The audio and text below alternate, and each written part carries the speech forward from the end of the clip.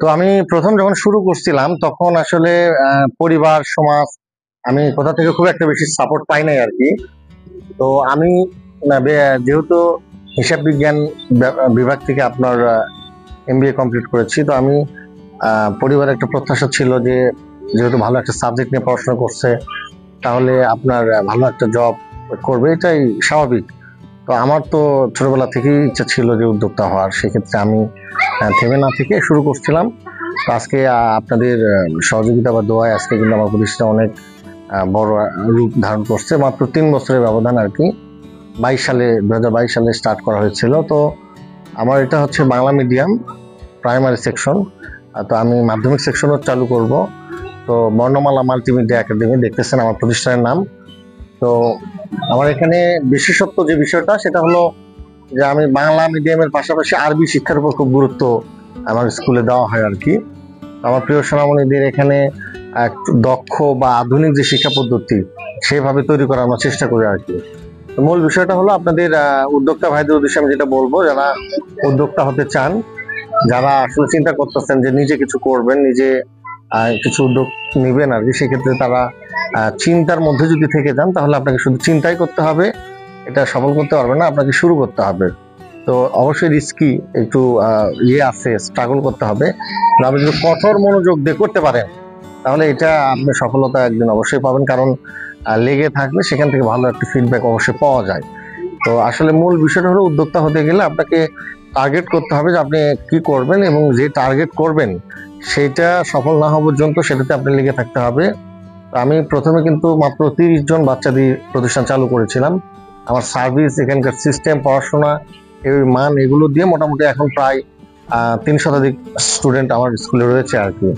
তো আমার পুঁজি অনেক কম ছিল যখন শুরু করেছিলাম, তখন আপনার মোটামুটি খুব সীমিত পুঁজি নিয়ে মাত্র 1.5 লক্ষ 2 লক্ষ টাকা নিয়ে আমি এই ব্রেঞ্চ বা ইনস্ট্রুমেন্ট গুলো কিনে শুরু করেছিলাম।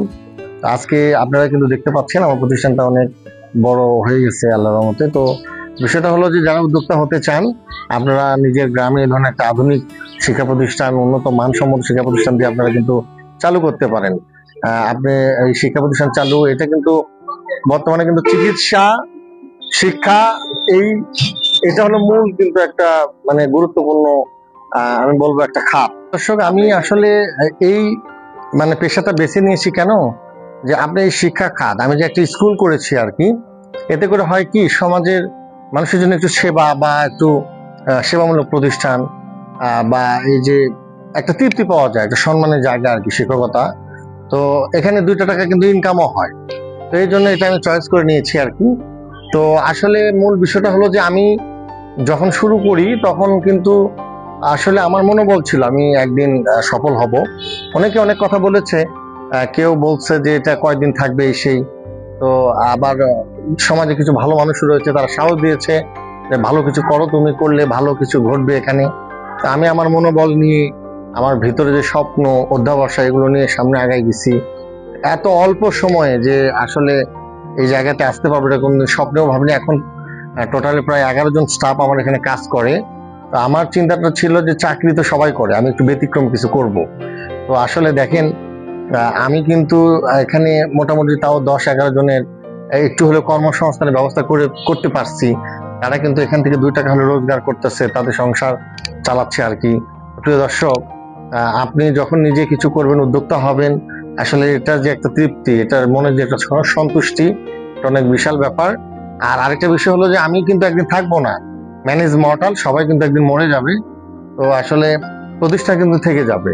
আমি এই প্রতিষ্ঠানের মাধ্যমে মানুষের মধ্যে বেঁচে থাকতে চাই। তো আপনারা যারা উদ্যোক্তা হতে চান, তো আসলে যারা চিন্তা করতেছেন অল্প পুঁজি আছে কিছু করবেন, তারা কিন্তু এই ধরনের একটা প্রাইভেট প্রতিষ্ঠান এলাকায় শুরু করতে পারেন। শর্ত একটাই, আপনাকে মানসম্মত প্রতিষ্ঠান করতে হবে। হোক সমস্যা নাই, যে আমার এই রুমটা দেখেন টিনের রুম, আমি কিন্তু ওই পাশে ইটের ভবন আছে, মানে পাকা ভবন আছে। আমার 2 বছরের ব্যবধানে বাচ্চা এই পরিমাণ বেড়ে গেছে যে আমি কিন্তু বাধ্য হয়ে এই পাশে আবার এই ইমার্জেন্সি টিনের কিছু ঘর করেছি আর কি। আমি আরো আপডেট করব আর কি। তো আসলে যুগের সাথে তাল মিলিয়ে যদি আপনি উন্নত শিক্ষা ব্যবস্থা করতে পারেন, আসলে টিচাররা যদি আন্তরিক হয়, আপনি যদি বাচ্চাদের প্রতি ভালোবাসা, স্নেহ, মাতৃ স্নেহ দিয়ে এখানে পাঠদান করাতে পারেন, অভিভাবকরা এখন অনেক সচেতন, অবশ্যই আপনার প্রতিষ্ঠানে দেখবেন যে বাচ্চার শিক্ষার্থীর অভাব হবে না আর কি। আর অবশ্যই আমি প্রিয় উদ্যোক্তা ভাইদের, নতুন যারা কিছু করতে চান তাদের উদ্দেশ্যে বলবো, আপনি যেটাই করেন না কেন, আপনার একটা মূল শর্ত হচ্ছে আপনার সেটার মধ্যে কিন্তু অনেস্টি থাকতে হবে। অনেস্টি বা সততা যদি না থাকে, আপনি যত ভালো কিছুই করেন সাময়িক সেটা বড় হবে, কিন্তু একটা সময় কিন্তু আপনি সেটা থাকবে না, ধ্বংস হয়ে যাবেন আর কি। অবশ্যই সততার সাথে আপনারা করার চেষ্টা করবেন প্রিয় দর্শক। এবং আমি নতুন উদ্যোক্তা ভাইদের উদ্দেশ্যে বলবো, হতাশ হবেন না আপনারা। মানুষ পারে না এরকম কোনো আসলে বিষয় নয়। আপনিও পারবেন, আপনিও মেধাবী। মেধা সবারই সমান থাকে, যে যেভাবে মেধাটাকে ব্যবহার করে তা সেইভাবে ইয়ে হয় আর কি। তো আমার এখানে দেখেন প্লে থেকে শুরু, আমার প্লে নার্সারি কেজি 1 2 3 4 5 প্রাথমিক লেভেলটা আছে। আমি আবারও বলতেছি, আমি আগামীতে এখানে হাই স্কুল লেভেলও চালু করবো, এবং পর্যায়ক্রমিকভাবে যদি স্রষ্টার রহমত থাকে, আপনাদের দোয়া থাকে, আমি আগামীতে হয়তো কলেজ শাখাও চালু করতে পারি আর কি।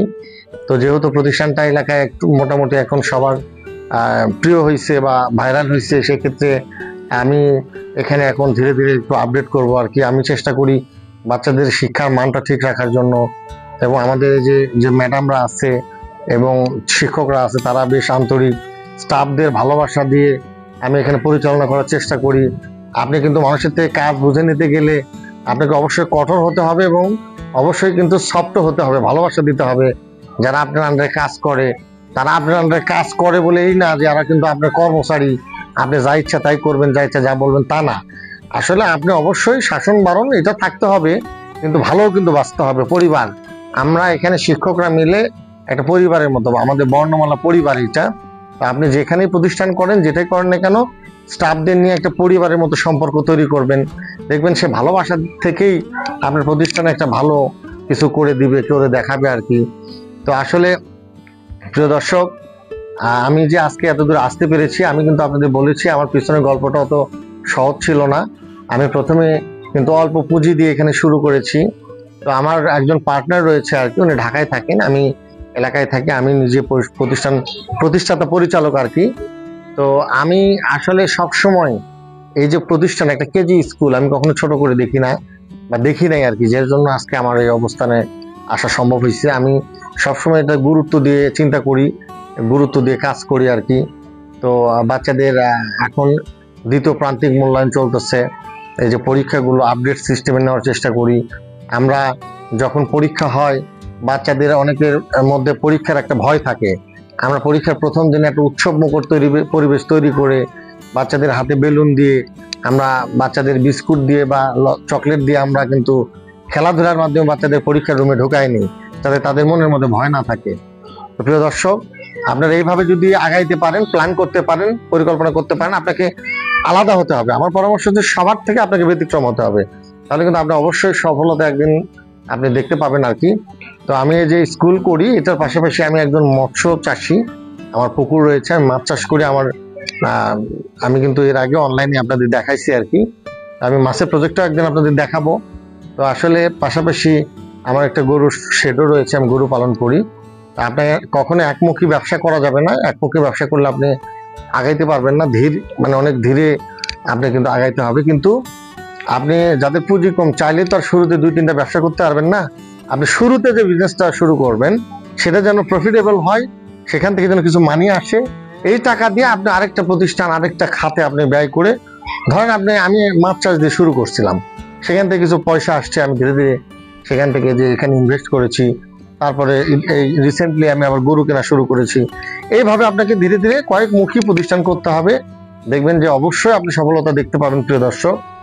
আমি আপনাদের উদ্দেশ্যে বলবো যে যারা কিছু করতে চান, আর চিন্তা করার দরকার নেই। চিন্তা করলে আপনি এটা কিন্তু চিন্তার মধ্যেই থেকে যাবে। তো শুরু করে দেন, নিশ্চিন্তে শুরু করে দেন। আসলে সফলতা ব্যর্থতা থাকবেই, লস লাভ এটাও থাকবে, এটা নিয়ে এত ভয়ের কিছু নাই। আপনি যদি শুরু করেন, তো আপনি কিন্তু অবশ্যই দেখবেন যে আপনি এই খাতের বিভিন্ন বিষয়গুলো জানতে পারবেন। আমি কিন্তু শুরু থেকে জানতাম না, আমি এই খাতে ঢুকছি, শুরু করছি, তারপরে কিন্তু আমি কিভাবে কি করতে হয়, কিভাবে পাঠদান করতে হয়, এগুলো কিন্তু পরে শিখে গেছি বা শিখতে হয়েছে আমাকে বাধ্যতামূলক। তো আপনারা শুরু করে দেন, আপনাদের আশা করি অবশ্যই সবাই সফল হবেন। বিশেষ করে যারা নতুন উদ্যোক্তা ভাইরা আছেন, পড়াশোনা শেষ করে বসে আছেন বা চাকরি পাচ্ছেন না, তাদের উদ্দেশ্যে আমার এই বক্তব্য থাকবে যে আপনারা শুরু করেন, অবশ্যই আপনারা একদিন সফল হবেন। নতুনদের জন্য অনেক অনেক ভালোবাসা রইলো। সবার জন্য শুভকামনা, সবাই ভালো থাকবেন, সুস্থ থাকবেন। খোদা হাফেজ।